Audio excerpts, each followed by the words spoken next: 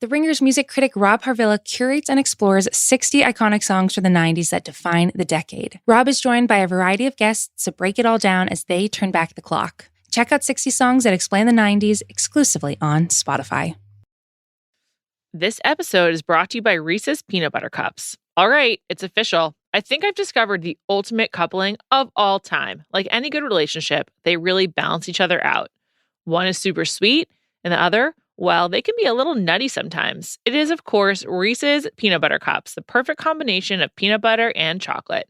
So perfect, some would call it true love. Find Reese's now at a store near you. This episode is brought to you by eBay Authenticity Guarantee. eBay knows that when it comes to jewelry, authenticity is the real gem. When you see the blue check mark that says Authenticity Guarantee, it means your next piece will be carefully inspired by jewelry experts and will always be worth its weight in gold. Whether you're looking to make a statement or build the perfect everyday look, eBay is making sure you get the real deal.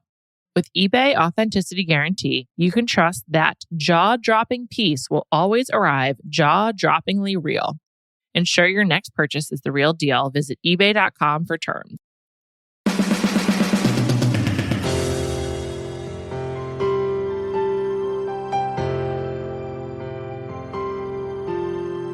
Welcome to Bachelor Party. Today, we are not talking Bachelor. Still not ready. We are talking Real Housewives of New York, which came back last night. And to do so, I'm joined by Callie Curry. Hi, Callie. How are you? I am great, and I'm so excited to talk about the Housewives. Obviously, I'm a big Bachelor fan, but I watch every single Housewives franchise. So I feel like I'm really in my area of expertise right now. Oh, great. So we're in your sweet spot. We're in the zone. What's your favorite city of the Housewives? It changes a lot, but Potomac has been like A+ content. Although I'm very excited for New York this season and Beverly Hills this season. I know. Beverly Hills, the addition of Kathy Hilton plus the Erica Jane legal situation is just like so intense. Also, I feel like Paris Hilton's trying to have a comeback. Did you see she has like a viral video going around about that shirt that she wore back in the day that was like, don't be poor or something like that? But I feel like I have seen a lot of Paris Hilton content lately. Just like things or her commenting. Like, I don't know if you follow that account, Comments by... Of course, celebs. Love it, yeah. I feel like she's been very active on social. Yeah, I think she's like trying to use her mom's Housewives moment for herself. I don't know. Whatever. I love New York. New York is my favorite, or it used to be. And I found last season really hard to watch. I think a lot of people did because it was so cringy. I just like to be a ride or die. So like, I'm like really into Dorinda, right? And like when Dorinda goes south, it upsets me. So like last season was very hard. And I was like, I don't know if I can do this. I don't want to turn on Dorinda, but she's gotten really mean. No, I think that's what made last season so hard because Dorinda is so lovable. She's so lovable though, that even last season, I still loved her. I root for her. She's clearly going through something. Whereas when other people act crazy, I'm like, they're just batshit, they're bitches, like whatever. But with her, I'm like, that's not the case.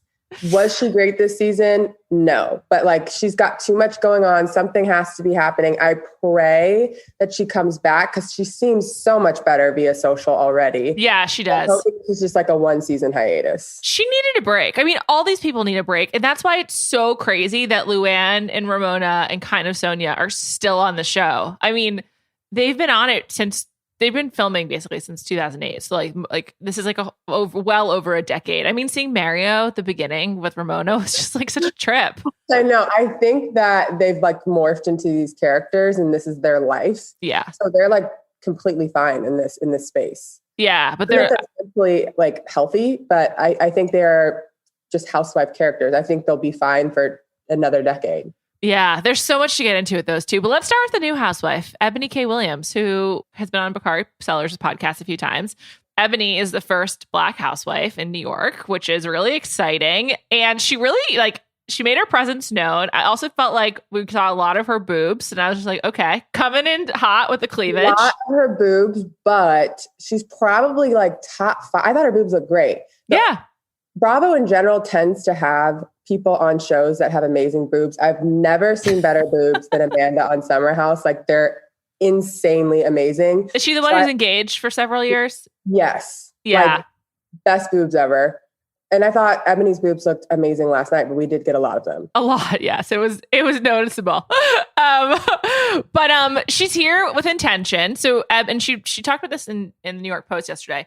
Eboni's like first proper scene is with Leah. They meet in Central Park, and she is wearing a t-shirt with the names, the Central Park Five. And I was like, Eboni is here with purpose, and I'm here for it. I was excited. Like, this is like a really different type of person on this show.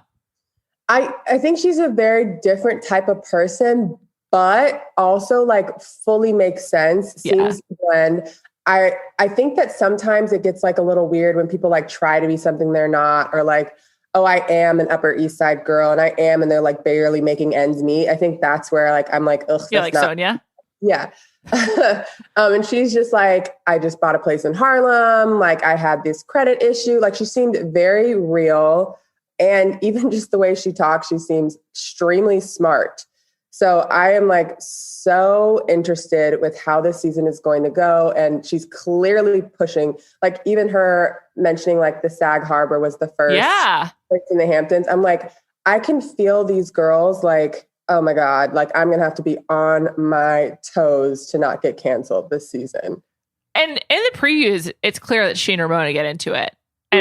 And so, I mean, there's no way that Ramona, I mean, I don't know. Ramona is like kind of in the territory of like, can she be canceled? Because if so, it would have happened already. Like her Instagram activity, I think I do believe that Ramona has posted like all lives matter in the comments of some Instagrams. Like I'm almost positive that is true.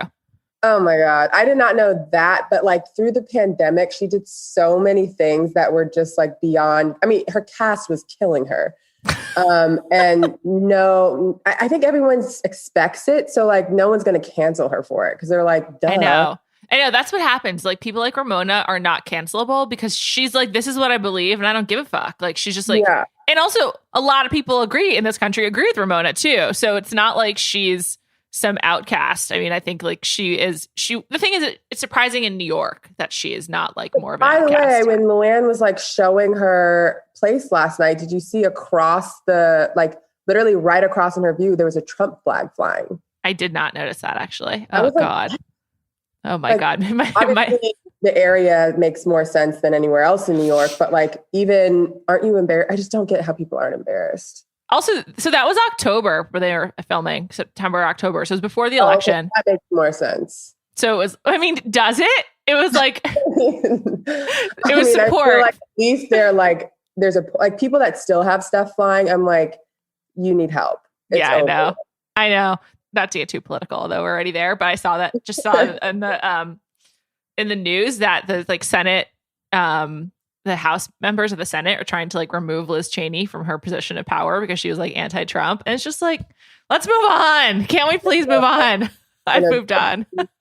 Photos today with Trump. And I was just like, why won't he just die? Not actually die, but like leave. Like, just go away.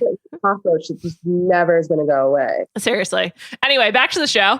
I will say like one thing I do not need on any of these shows is like, they tried to like set the scene of it being COVID, like March 2020, things were like bustling, and then October 2020. It's like, we get it.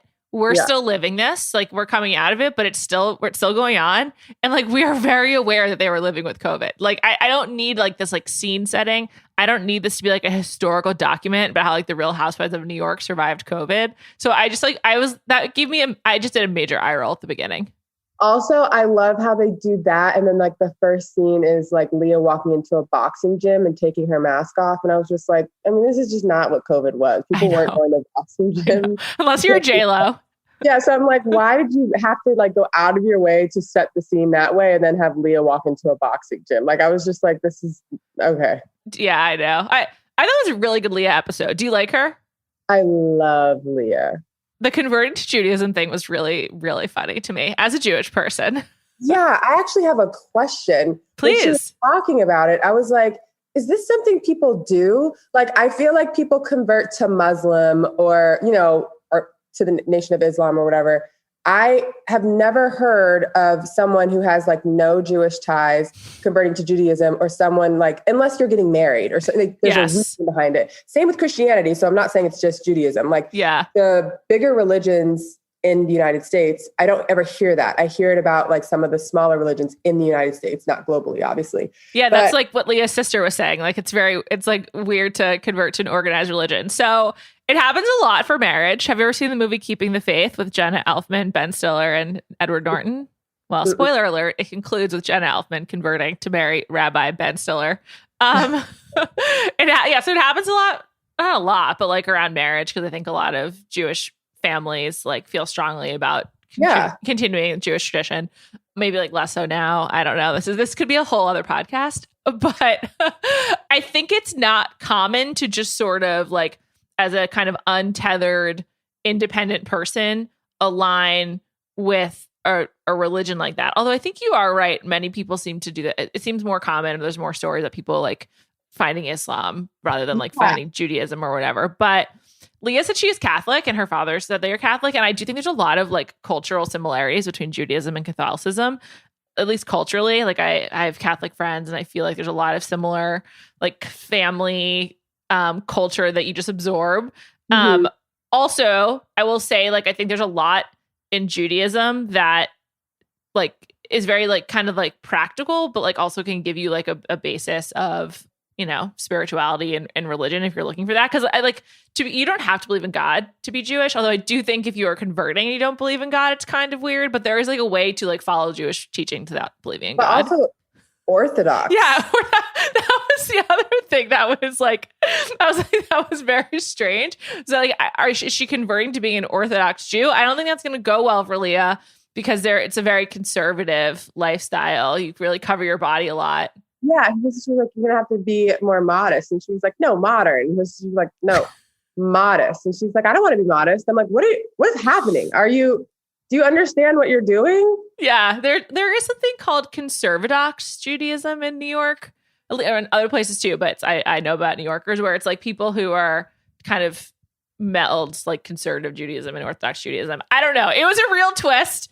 I didn't see it coming from Leah, but also I think it makes sense that someone who is committing to sobriety is looking for a different lifestyle and like spirituality. And I thought that was like one of the highlights of the episode was Luann's conversation with Leah. That was like really interesting. Do you think that was honest from Luann? Like, do you think that was real? I do, because she waited for everyone to leave. Like she just had the conversation. Obviously cameras are there, but she just had the conversation with Leah. Also, it doesn't seem like that's something Luann does. I know. Like, I was shocked when she pulled Leah aside and was like, I'm struggling, I'm trying. Like she wasn't like, oh no, I don't drink at all. You know, I feel like that's old Luann where she's like, like peddling her delusions. I saw you a week ago drinking. Yeah. She seemed pretty honest about the situation. And I'm just shocked that she like opened up to Leah about it. And I think the women in general have like trouble thinking Leah is better than them at anything. Yeah. So I thought that was actually great and like good content for people. Yeah. And also like I just feel like this is such a crazy time where people are really struggling with like I think Leah said this, where like the pandemic made people really like look in themselves and like decide they want different things. And it seems like maybe that could have happened to Luann. The one thing where I was just like, Luann, are you fucking kidding? Was when she reveals her new apartment and she's like, and look, there's Tom's terrace, as if she like didn't know when she was going into the building exactly where she was. It was like, it's like, okay, I'm willing to go on the sobriety journey. I'm happy to, but I don't know if that I could really get on board of pretending you didn't know you were across the street from your ex-husband of 8 months. Also, it's like it's very like it's the first thing you see when you look out the window. Like, yeah, if you know you used to like live there, like you know where it's at, you know what it looks like. Also, the terrace looks amazing. I know. I was trying to figure out where that was. I have to dig in. I wasn't really looking too hard. But yeah, it looked like a really nice spot. Now I know why she married Tom, probably for the terrace. Yeah, I was like, that has to be a nice apartment. Like where it was, the level it was on, the hedges, everything looked great about it. There's a rumor that Luann just rented that apartment for filming and she's like already not living in it. Oh, interesting. I feel like a lot of housewives do that though, right? Yeah. And it kind of makes sense. Like, do you really like look at like Kyle's gotten broken into like multiple times in Encino. So like, do you really want your address and your house out there like that? No, I think that if I was like single and like didn't have kids and could just move around like that, I probably would. I think it's much harder like for Kyle to do that. She has to like move her entire family into a house. All the dogs. So many dogs. So I get why she doesn't do it, but I don't want people to know where I live or like what the inside of my house looks like or my closet. Like I wouldn't want to do that. But it seems like a lot of housewives are into showing their closets and like, look how much stuff you can steal. It's pretty easy to find houses. Like there's a lot of ways. First of all, using the real estate websites, like there's all of that. But then like if you like really put your mind to it and you're like, I'm gonna use Google Earth to find something, like you really can. It's actually like a major privacy concern.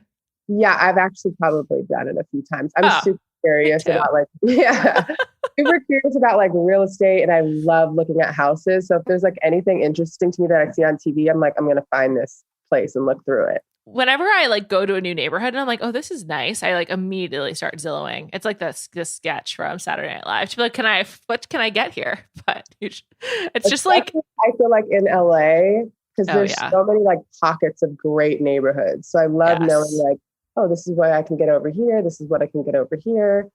Totally.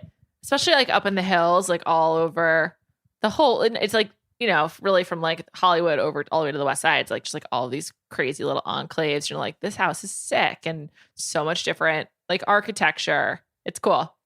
But you can also be in the hills and look up a house that looks insane and it's like $3 million. And then you go like 4 streets over and it's $77 million. And then you're like, oh, and now I'm at Muhammad Hadid's house. Can't afford that. Anyway, so apparently Luann, that's not actually her apartment, but like it kind of did look staged. Like it looked like the kind of furniture you would get for this purpose. But like, you know what? Don't even commented on it. It was like, oh wow, your furniture fit in perfectly. Yeah, I know. And it was like Ramona just like was obviously fed that line. Luann sold the house that they all went to. Was that last season or 2 seasons ago? I can't remember. 2 seasons ago, I think. On the topic of real estate, so that house was like in the Hudson Valley, which became like a really hot destination for buying houses during the pandemic. So I bet she made like some good money on it. Yeah. So happy for her. Housewives in general kind of confuse me on like how much money they actually have. I feel like in other shows you can kind of tell where people are at. And in New York, I'm like, other than Ramona, I'm like, I have no clue. Yeah. So it's a good point. With Leah, I'm sort of like, no idea. She seems like she probably, like, if she lived outside of New York, could have like a palatial home, but because she lives in New York City, she doesn't have like that big of an apartment. Yeah, but I mean, like, she doesn't seem like stressed about money at all. Well, you know she's on the show. She's making money off this. I'm like, but like, you see Sonia stress about money, and obviously she has like a beautiful townhome, which if she actually sold it for what it costs, she could make a good amount of money, and she's not doing that. But it's probably her only asset. So she probably like actually can't really get rid of it. Like when she was saying someone would come in for $10 and I'd sell it, like she probably can't, because it's like, it seems like it's really her only asset. And that would make sense.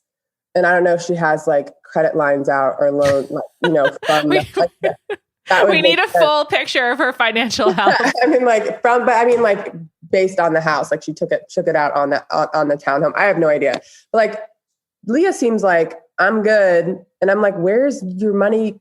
Like how, where? I think Married to the Mob is like kind of successful. I think like her clothing line is like kind of successful.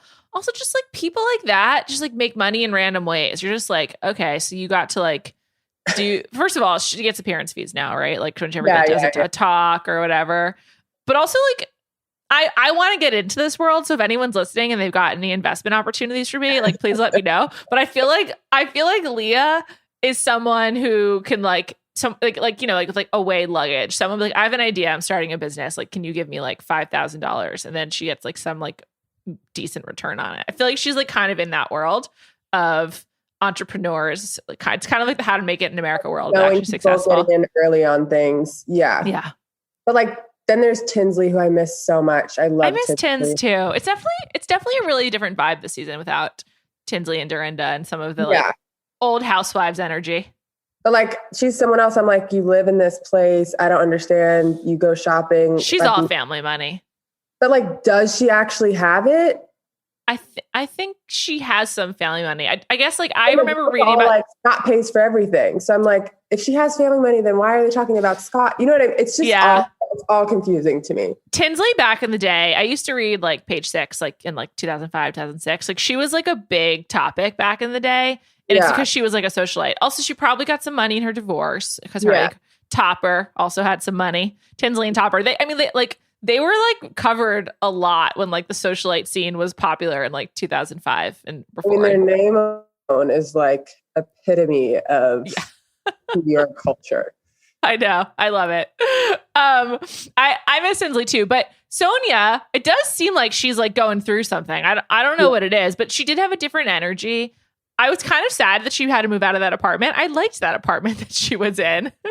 Yeah. Also, previews for this season, I'm like, is she well?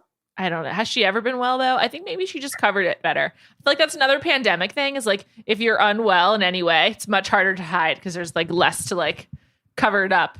For sure. And you're like stuck with just yourself. And, you know, she's someone who's like always out and about. And so I'm sure the pandemic was like especially hard on her. Yeah, totally. And I actually like love Sonia.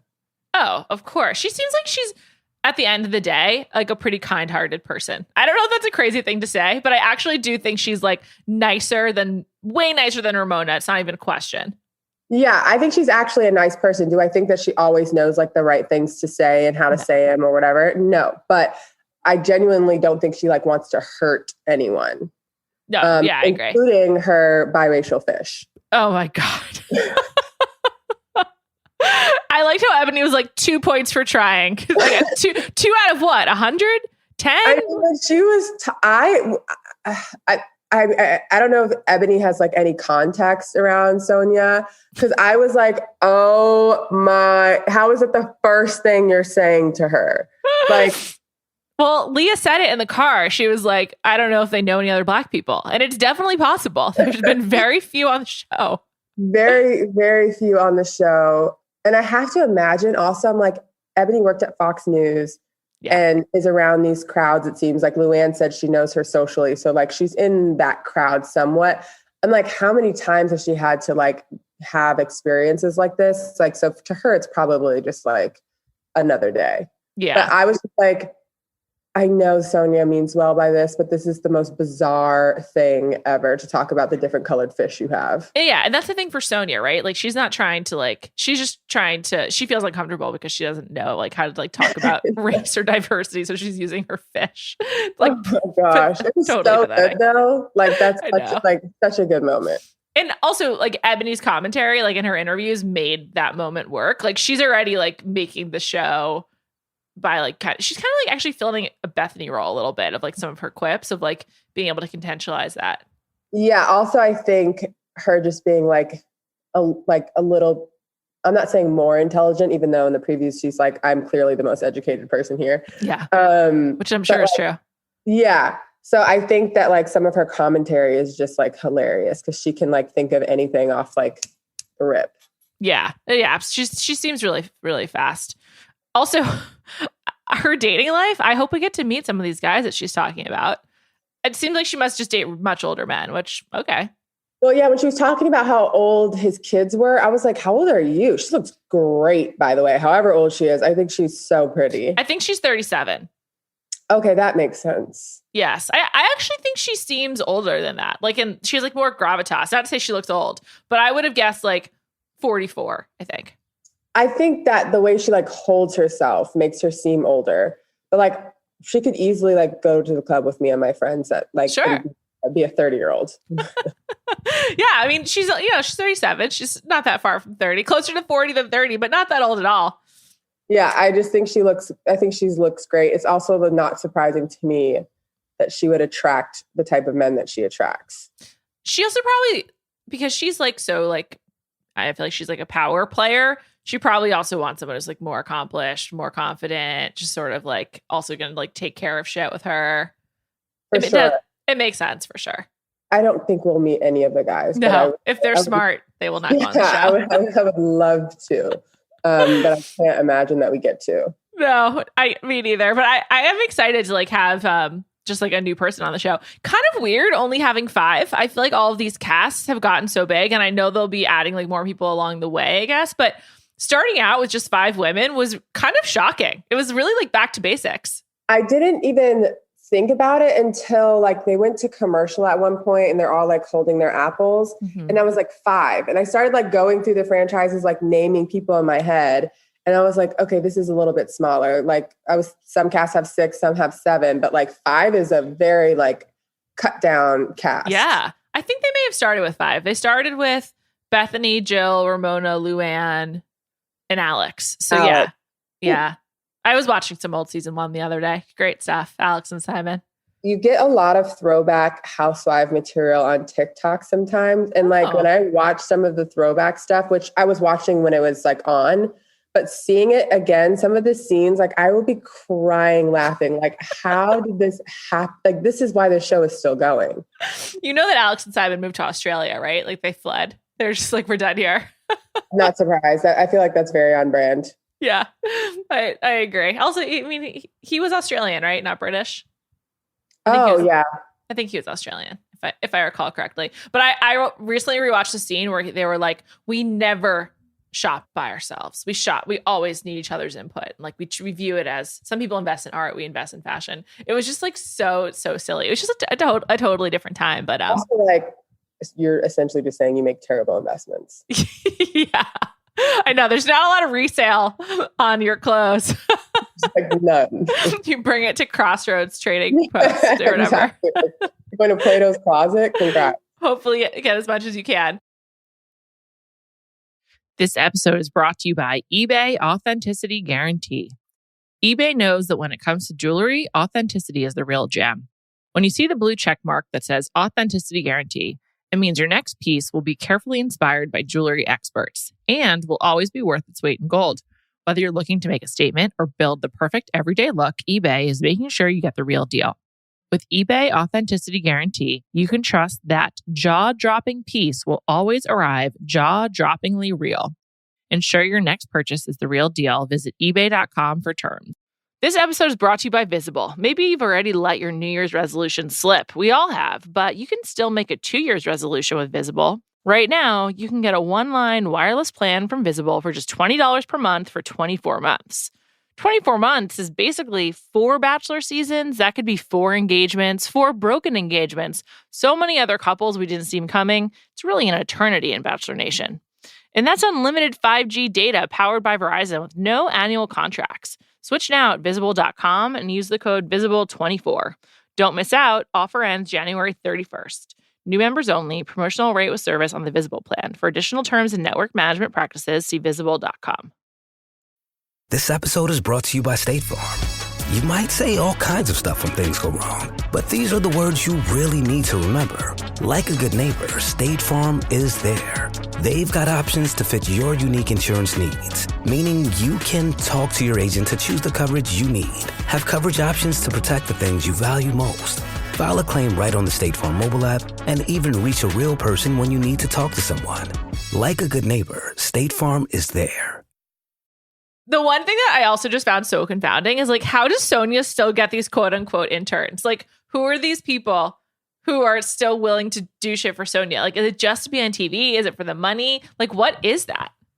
Also, she was like, you're not going to learn this at Wharton. And I was like, does that girl go to Wharton? Like, there's no way you go to Wharton and then intern for Sonia, right?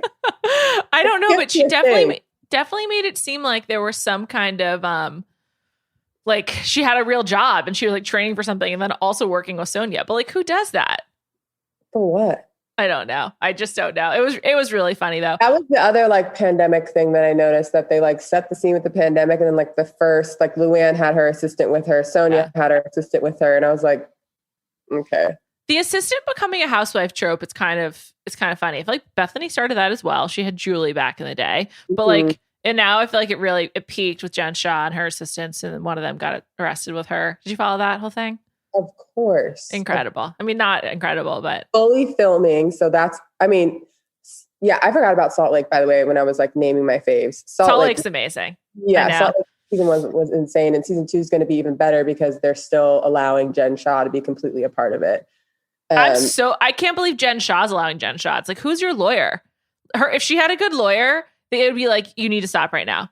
I'm sure her lawyer is saying that, and she doesn't care because she's saying things publicly she shouldn't be saying. Like, there's so many things she's doing where she's just like, I know I'm innocent. And I'm like, there's like a lot of evidence that says you're not. Can I ask you a question related to Jen Shah? This is a hot topic, and we're kind of related to what we were just discussing.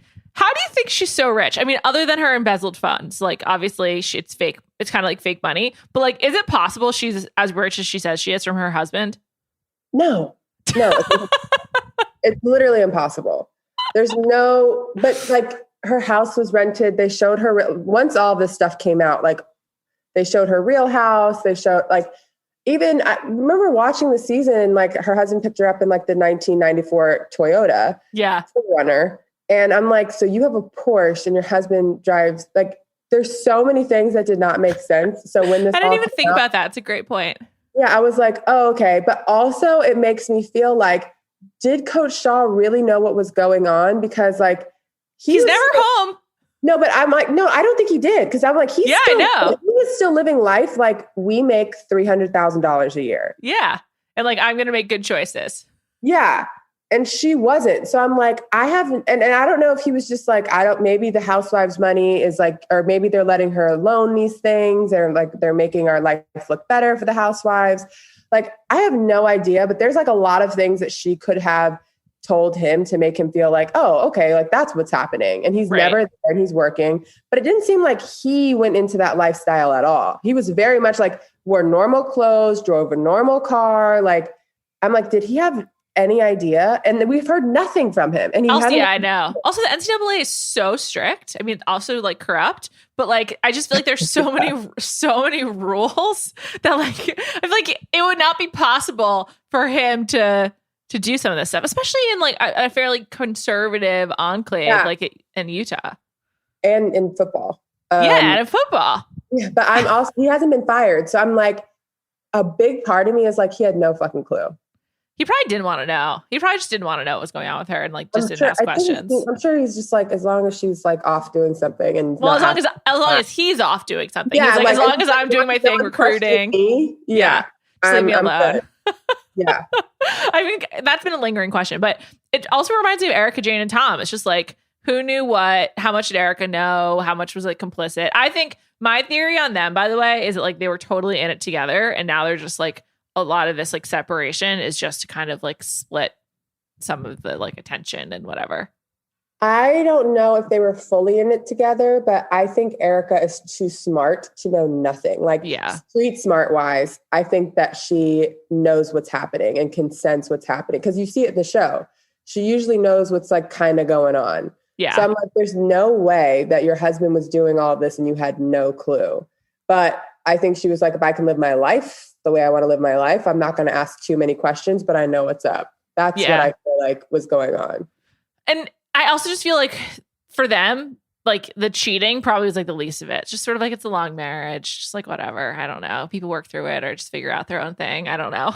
Also in different cities, like, I don't know, like I feel like there are certain cities that are just like, yeah, he cheats, but like I'm taking care of it. I'm fine. And also some relationships are like that. And I don't know, no judgment. It's everyone's got their own thing. Whatever works for you. Yeah.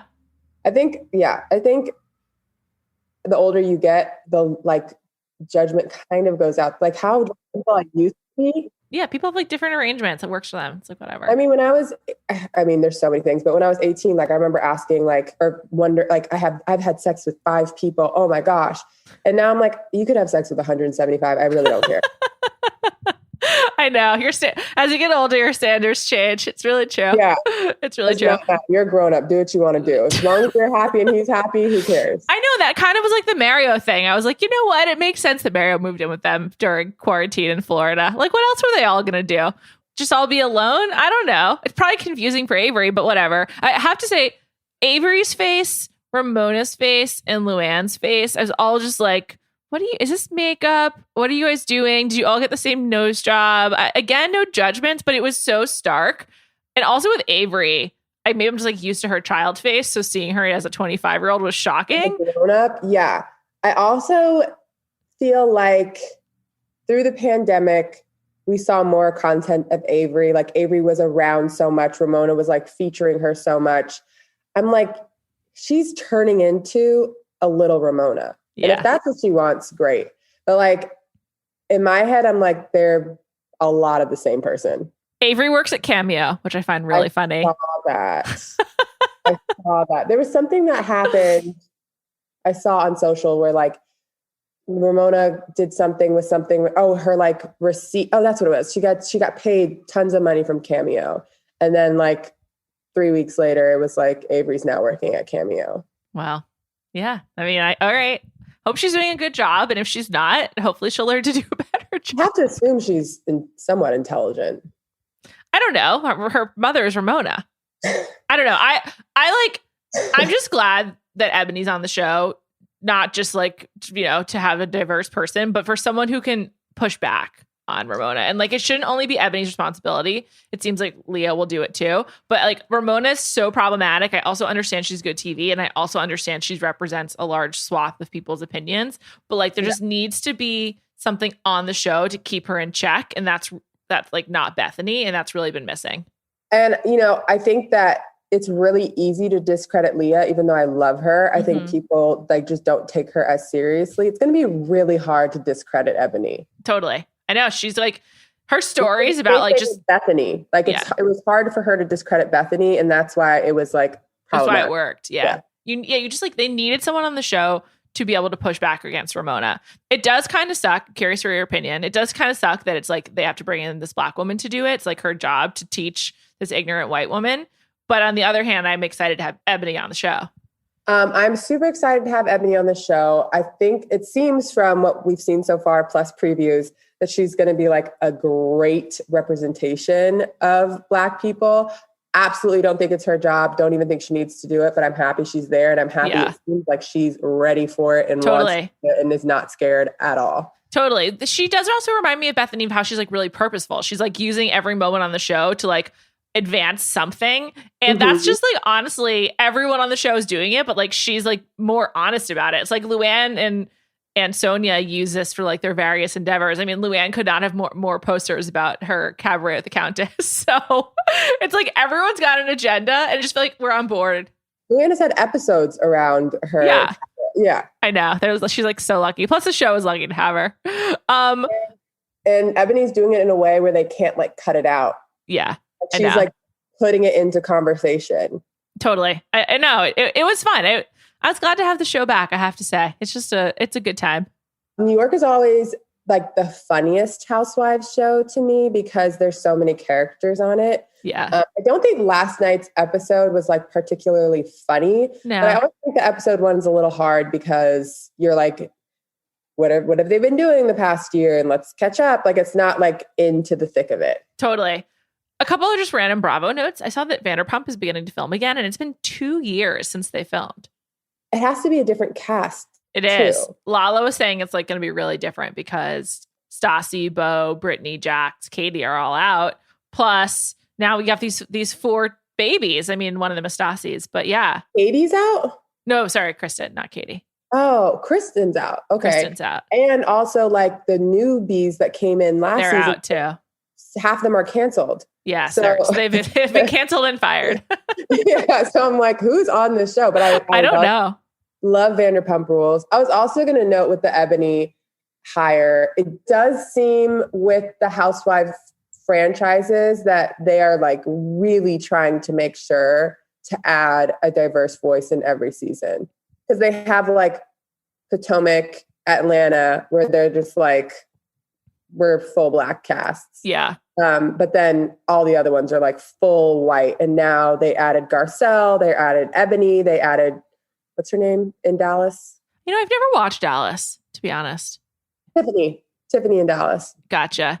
I think what's also just important, which we saw in this episode, is it's not just about like diversity for like the tokenism of it, so that people like can't criticize you, but like it is interesting seeing people disagree. Like the Fox News Embrace Debate, they obviously like corrupted and co-opted that slogan, but it is true. Like I would rather, instead of just like canceling Ramona and like never hearing from her again, I'd rather like have her be confronted with someone who disagrees. Like, I feel like that's just been a major problem for reality television that like few people have figured out how to solve. And this maybe is a step in the right direction of like, it's not just like you can like banish Stassi and be like, okay, Stassi doesn't exist anymore. But it's like, how do you use this platform to like explain why Stassi and Kristen did something so bad and like need to be held accountable for it? Like, that's the thing that's like happening, hopefully, with Eboni, is like she's holding, and Leah, they'll be holding Ramona accountable. And like, that is like, honestly, it's kind of insane what the kind of things happen on like reality TV, but it is like a big step forward for like how to deal with this kind of stuff in culture, where it's not just about like, Ramona, you're banished, but like, actually, Ramona, we're going to make you deal with this on camera. Well, I also think the conversations are like important. Like I remember when Camille and Lisa Rinna got into it, and like just hearing the back and forth between them is like, well, it's funny to me. It's like comical, but I also like want people, because I have to imagine like the demographic of people that watch Housewives. I'm like, I want them to hear this conversation and hear how like Lisa's asking her questions that like Camille has no answers for. Yeah, totally. Yeah, it's really true. So it's like, it's better to have the back and forth and to be like, well, we're going to represent more viewpoints instead of like only capturing like a really insular world. Yeah. It's a step forward for this kind of television. So I'm glad they're doing it. It was a smart move. And it's so much different than social media or even like your life. Like I typically surround people that like all have the same viewpoint as me. I understand that's not healthy, but that's just like what ends up happening. Yeah, of course. Now, since everything's so polarizing and people are like, I only want to hang out with this type of person. So, you know, hearing the other side, you don't really like, when do you ever like, I'm going to actually go listen to what Candace Owens said? Like never. I know. Yeah, I know. It's like, I know I've been told Candace Owens is like, you know, bad and crazy. So she's just like not on my radar, and that's that. Right. Like I avoid any type of content around her where this is like, I'd like to see these two people talk about it and hear what people are saying. Totally. And like, you know, how people like joke, this is like sports for women, but it's kind of like you want to see rivals go against each other in sports. It's kind of like, I want to see Housewives rivals go against each other too. For sure. Speaking of, I'm like very curious to how All Stars is going to be. Oh my God. I know. I guess they just wrapped filming it. I'm excited about it. So I guess the cast is, it's Luann, Ramona, Kyle, Rinna, and then I don't know who else. Those are the only four I know. Portia, Kenya, Teresa, Melissa. Right. Oh my God. That's a great 8-some. I'm excited.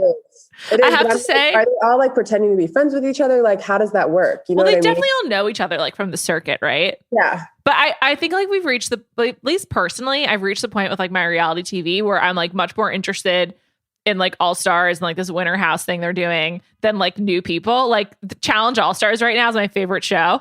I fucking love it. And like, it's both nostalgic and current. And like, it brings together like everything that I want from television right now.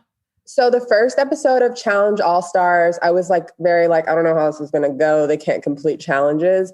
And now I'm like very into it. I think it's so good. I wonder what streaming numbers are. I looked at the episodes. I know this is a lot. I looked at the episodes and there's only 9 episodes. And I'm like, we're already on episode 5 this week. There's no way it's only 4 more episodes. So I'm like, I'm wondering if they did like 9, see how it is. And then I don't know how it's going to work.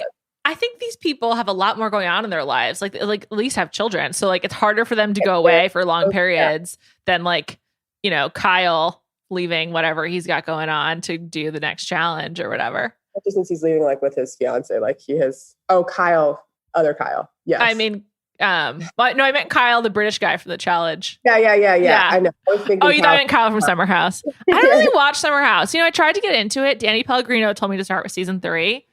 I just hate everyone so much. And I'm just like, no, this season of Summer House was beyond amazing content. And the reunion, I cannot wait for the reunion tomorrow. It's part 2. I got to try again.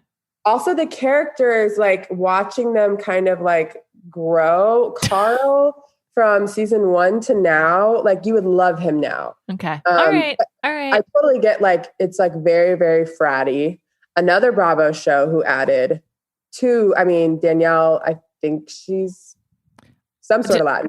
Yeah, I thought she was Brazilian, actually. Okay, Brazilian. And then Sierra as the first Black person on Summer House. But yeah, this season was just okay. Cool. That's what everyone's been saying. Maybe I'll give it another shot. I'm really, really into Below Deck Sailing Yacht. I think it's like the most perfect season of reality TV in quite some time. I really, really recommend that if you aren't watching. I'm not watching, but it's Below Deck Sailing Yacht. Yes, Callie, it's so good. This past week's episode was Below Deck Med person. I love Below Deck Med. This is perfect casting. There's like a love triangle. There's some crazy guests. There's actually like a chief stew that you can get behind. It's really good. Crazy guests are my favorite part of any Below Deck. Okay, well, let me just tell you that one of the guests is a couple. It's a separated or divorced gay couple that are still on good terms, that are there with their kids. And one of the men of the couple both of the exes have brought their boyfriends, but one of them, Barry, is dating their daughter's ex. So it's just like a lot. Now and this is on the show. Below Deck Sailing Yacht. Gotta check it out, and then we can talk about it. I will probably start watching it tonight. It's really good. Yeah, Summer House is over, so you've got some time. Yeah, Challenge All Stars is tonight. Yeah, I think that's Wednesday. Yeah, a lot of content has like just ended. Like I know, so you got an opening to catch up on Below Deck Sailing Yacht. It's the best Below Deck season, I think, like ever of all of them. So. Callie, thank you so much for joining me. I think next week maybe we'll do a full Below Deck Sailing Yacht. I got to find someone who's watching, and watch it. Please do. I'm actually excited for a new reality television show. I need to tell my group chat that's the next step. Everyone get on board. Is it done? Or no, mid-season. These seasons go on forever. So perfect. Yeah. Perfect content. Right. Thank you so much, and thanks for listening. And thank you to Kai McMullen for producing this episode. I'll be back next week.